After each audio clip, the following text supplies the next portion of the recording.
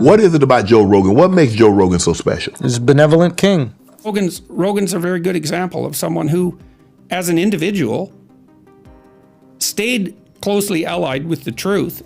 Most people that have the disposition that like allows them to become powerful are not good. It's very rare you get a person that wants power and wants to help. Right. To think of Rogan as a gateway to the radical right. I mean, Rogan voted for Bernie Sanders, and he's a mushroom advocate, whatever Rogan is. And I have a lot of respect for Rogan. He's really quite something. He is certainly not your father's Republican. Joe a nice person.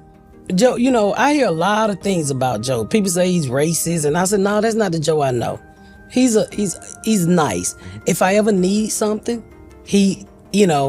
I can pick up the phone and call him. Hey, Joe, I can be honest with you. I can ask Joe to tweet out a show or help me with a show before I can ask a black comedian. The hate for Joe Rogan really confuses me because he's one of the few people who have consistently stayed in their lane. He doesn't harm anyone. He's not tied to one political side. And he's just that guy who stands against evil. Joe Rogan will sit down with anyone, even someone who disagrees with him, because he understands that conversation is the only way to bridge different ideas.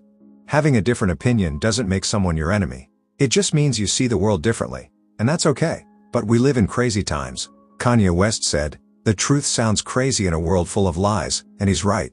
Today, if you even consider an idea from the other side, you're labeled a traitor or a hypocrite. That's really Joe Rogan's only crime to some people, especially those on the left. He agrees with certain ideas from the right, but that doesn't mean he's all in on everything. He's in the middle. If the left gets something right, he supports it. If the right gets something right, he supports it. He doesn't belong to one side, and that's rare.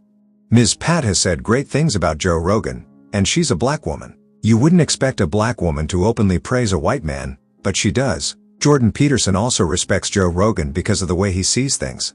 So I don't get the hate. To me, Joe Rogan is one of the few solid dudes left in this world, and we need to appreciate people while they're still here, not wait until they're gone to start giving them their flowers. Shout out to Joe Rogan. Keep doing your thing.